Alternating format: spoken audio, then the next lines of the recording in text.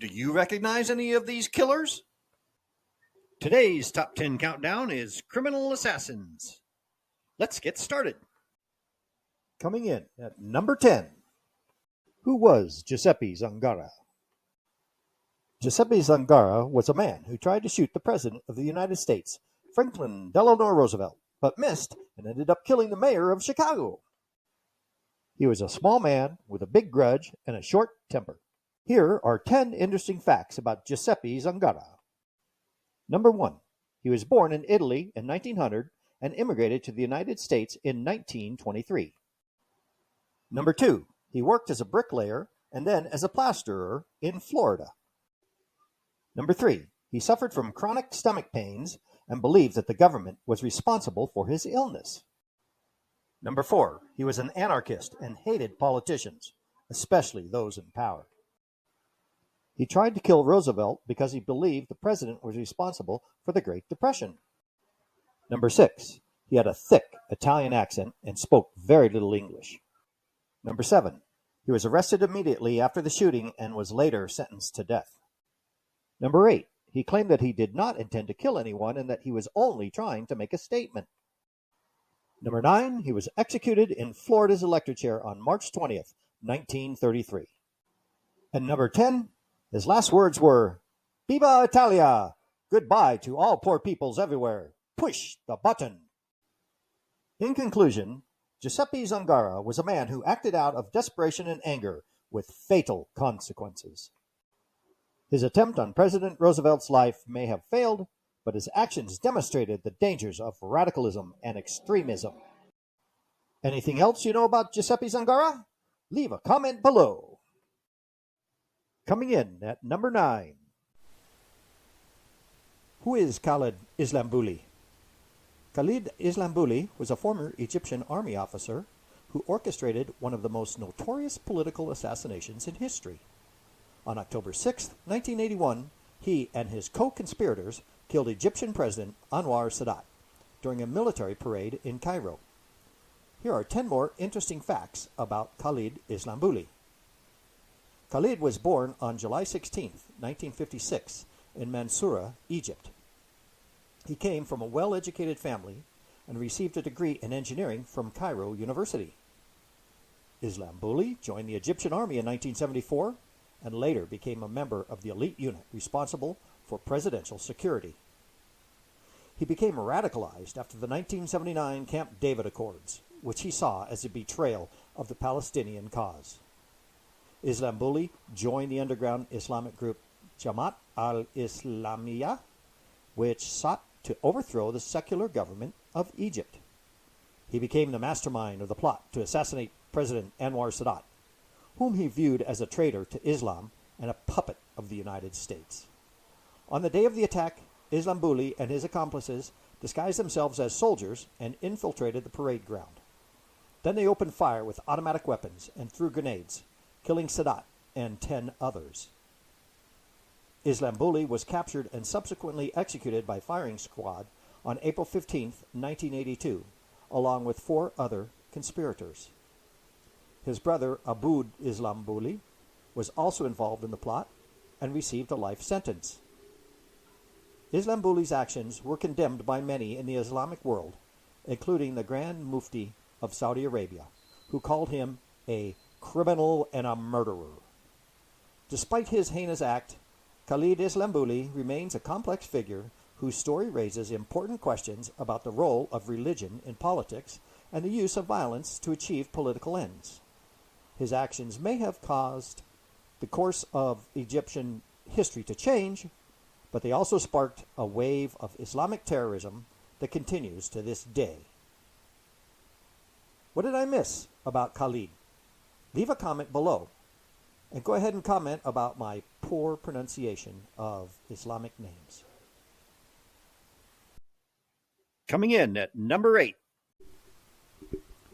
Who is Leon Czolgosz? Leon Czolgosz was an American anarchist who assassinated President William McKinley. He was a troubled man with a violent past who carried out one of the most significant political crimes in American history.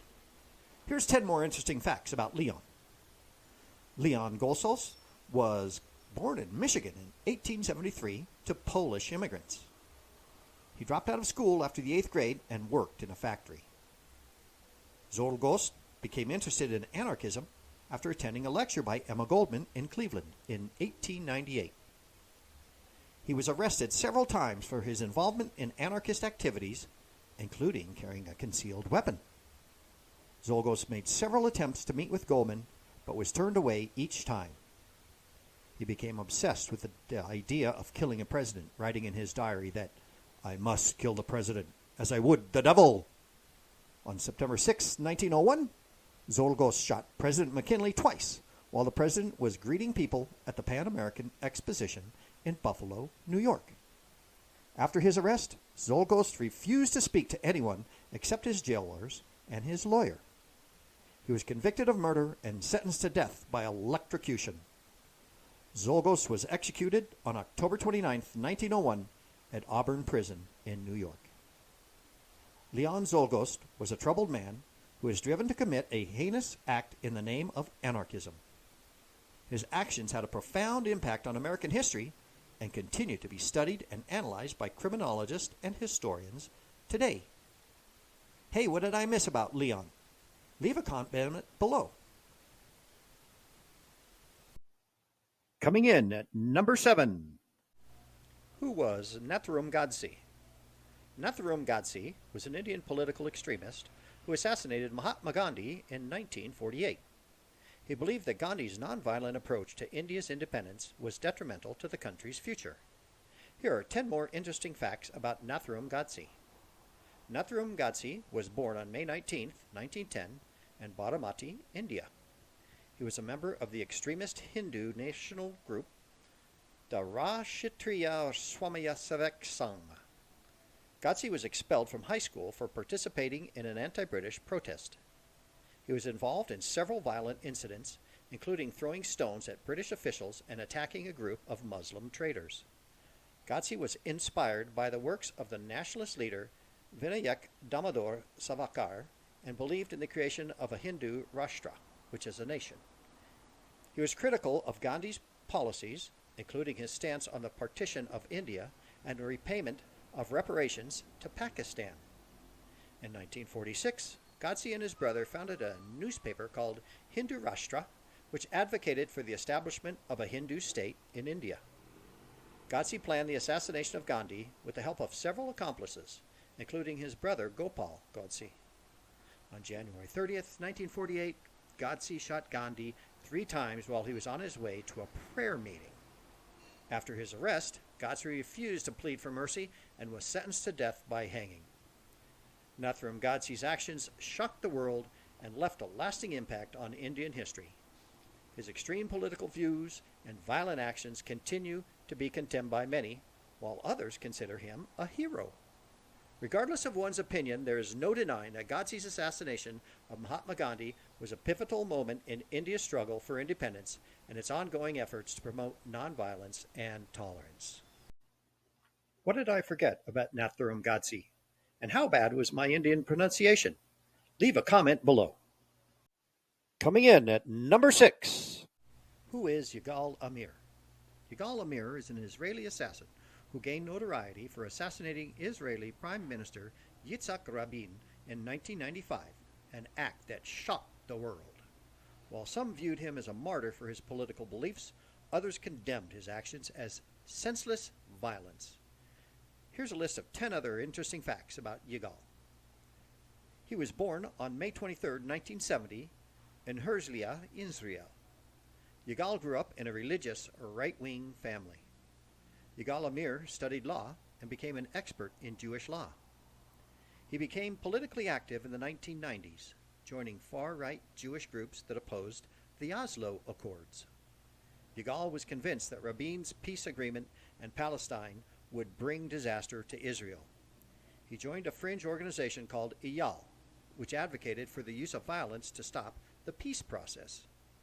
Yigal Amir assassinated Prime Minister Yitzhak Rabin at a peace rally on November 4, 1995, in Tel Aviv. He claimed that he acted alone, but conspiracy theories abound. Yigal was sentenced to life in prison with no possibility of parole.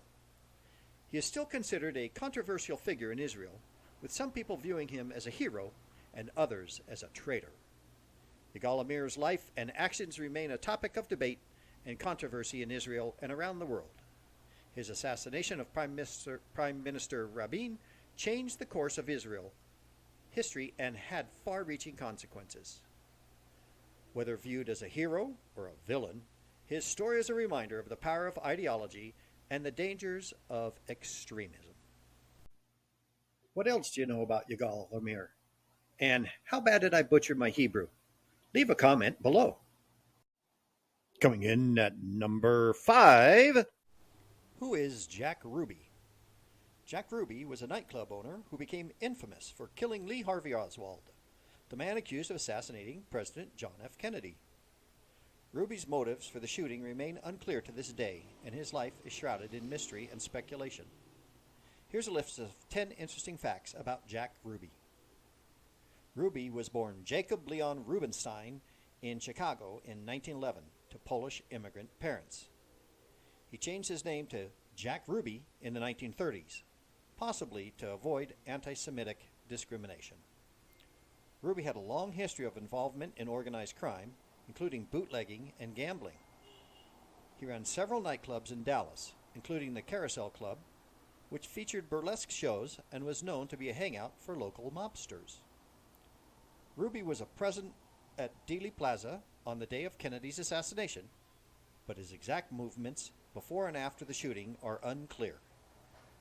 2 days later, Ruby shot Oswald in the basement of the Dallas police station while he was being transferred to a county jail.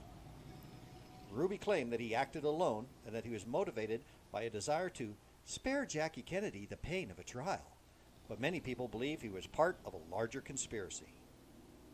Ruby was convicted of murder and sentenced to death, but the conviction was overturned on appeal due to jury selection issues. He died in prison before a new trial could take place. Ruby suffered from health problems and was treated for cancer during his time in prison. The mystery surrounding Ruby's motives and his possible connections to the Kennedy assassination have inspired countless books, films, and conspiracy theories. Jack Ruby's life was a classic example of the dark side of the American dream. He was a small-time hustler who yearned for fame and fortune, but in the end he became a symbol of something much darker and more sinister. Whether he acted alone or as part of a larger conspiracy, his actions on that fateful day in Dallas will forever be remembered as one of the defining moments of 20th century American history. Hey, what did I miss about Jack Ruby? Leave a comment below. Do you know anything about JFK's assassination? This would be the time to say it. Coming in at number 4. Who is Marcus Junius Brutus? Marcus Junius Brutus was a Roman politician and philosopher who is best known for his role in the assassination of Julius Caesar. His life story is a captivating one, full of drama, betrayal, and political intrigue. Here's 10 interesting facts about Marcus. Brutus was born in 85 BC to a well-respected Roman family. He was tutored by some of the greatest philosophers of his time, including the famous Stoic philosopher Marcus Porcius Cato. Brutus was a military commander who served under Julius Caesar during the Gallic Wars. Despite being an ally of Caesar, Brutus became convinced that Caesar was becoming too powerful and that his rule was a threat to the Roman Republic. Along with a group of senators, Brutus plotted to assassinate Caesar in 44 BC. The assassination was carried out on the Ides of March, and Brutus was one of the chief conspirators.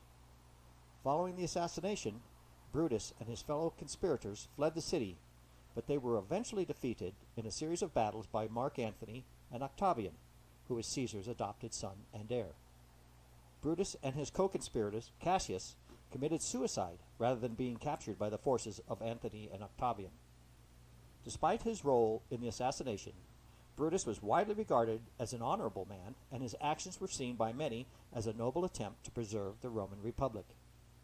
Brutus has been immortalized in literature, including in William Shakespeare's play Julius Caesar, in which he is portrayed as a tragic hero who is torn between his loyalty to the Republic and his friendship with Caesar. Brutus is a figure who has captured the imagination of people throughout the centuries, thanks to his role in one of the most famous assassinations in history. His legacy is one of conflicting loyalties, political ideals, and ultimately tragic consequences. Despite being remembered by history as an assassin, Brutus remains a fascinating and complex figure who continues to be studied and debated by scholars and enthusiasts alike. What did I miss about Marcus Julius Brutus? Leave a comment below and tell me what you think about Julius Caesar and how it reflects on today's modern times. Coming in at number 3. Who was John Wilkes Booth? John Wilkes Booth was an actor and Confederate sympathizer who is best known for assassinating President Abraham Lincoln. Booth's act of violence sent shockwaves through the nation and forever cemented his name in American history. Here's 10 more interesting facts about John Wilkes Booth. Booth was born in Maryland in 1838, the ninth of 10 children. He came from a prominent family of actors and theater managers. Booth began his acting career at a young age and quickly became a popular performer. Despite his success on the stage, Booth was a staunch supporter of the Confederacy during the Civil War. In 1864, Booth hatched a plot to kidnap President Lincoln and hold him for ransom in exchange for Confederate prisoners of war. When the kidnapping plot fell through, Booth decided to assassinate Lincoln instead. On April 14, 1865, Booth shot Lincoln in the back of the head at Ford's Theater in Washington, D.C. Booth fled the scene and went into hiding, eventually being tracked down by Union soldiers 12 days later. Booth was shot and killed by a Union soldier while hiding in a barn in Virginia. Booth's co-conspirators were later tried and convicted for their involvement in the assassination plot. John Wilkes Booth was a complicated figure, known both for his talent on the stage and his violent actions off of it. His assassination of President Lincoln forever changed the course of American history and ensured that Booth's name would be remembered for generations to come. What else do we know about John Wilkes Booth? Leave a comment below and tell us if you think what he did was right. We're getting close to the end. Now, number 2. Who was Lee Harvey Oswald? Lee Harvey Oswald, the assassination of President John F. Kennedy, was a controversial and enigmatic figure. Born in New Orleans in 1939, he grew up in a broken home, joined the Marines, defected to the Soviet Union, and then returned to the U.S. with a Russian wife. His strange and erratic behavior before and after the assassination has spawned numerous conspiracy theories. Here's 10 more interesting facts about Lee Harvey Oswald. Oswald was a self-proclaimed Marxist and admirer of Fidel Castro. He was dishonorably discharged from the Marines after attempting suicide. While living in the Soviet Union, Oswald was monitored by the KGB but never recruited as a spy. He attempted to renounce his U.S. citizenship and become a Soviet citizen, but was rebuffed. Oswald owned a rifle similar to the one used in the assassination, which he purchased through mail order. He worked in the Texas School Book Depository, from where he allegedly fired the fatal shots. After the assassination, Oswald was arrested for killing a police officer and later died in custody. The Warren Commission, appointed to investigate the assassination, concluded that Oswald acted alone. Many people, including JFK's own brother Robert, have questioned the commission's findings. Oswald's motive for killing Kennedy remain a mystery, but some speculate that he was a patsy or a pawn in a larger conspiracy. Lee Harvey Oswald's life and death are shrouded in mystery and controversy. Whether he acted alone or was part of a larger conspiracy, his actions on November 22, 1963, changed the course of American history. Despite the many investigations, theories, and debates that have ensued, the full truth about his role in the assassination may never be known. What did I miss about Lee Harvey Oswald? Leave a comment below. Do you realize it's been over 60 years and the records are still sealed? Talk about conspiracies. And finally, coming in at number 1, who was Gavrilo Princip? Gavrilo Princip was a young Bosnian Serb with a deadly aim and a burning desire for independence. Born in 1894, Princip came of age in a region roiled by ethnic tensions and political unrest. When he was 19, he joined a secret nationalist organization called Young Bosnia and quickly became one of its most fervent members. But it was on a sunny day in June 1914 that Princip became a household name. He was part of a group of assassins that lay in wait for Archduke Franz Ferdinand, the heir to the Austro-Hungarian Empire, and he traveled through the streets of Sarajevo. When the Archduke's car approached, Princip stepped forward and fired 2 shots, killing both the Archduke and his wife. Here are 10 more interesting facts about Gavrilo Princip that you may not know. Princip was not the first assassin to take a shot at the Archduke that day. Several others had tried and failed before Princip finally succeeded. Princip was very thin and sickly looking, with sunken cheeks and a pallid complexion. When he was captured after the assassination, Princip was beaten and tortured by his captors. Princip's assassination of the Archduke set off a chain of events that led to the outbreak of World War I. Although Princip's assassination is often portrayed as a heroic act of patriotism, it was in fact a brutal and senseless act of violence. Princip was sentenced to 20 years in prison for his role in the assassination. Princip died in prison in 1918, just a few months before the end of the war.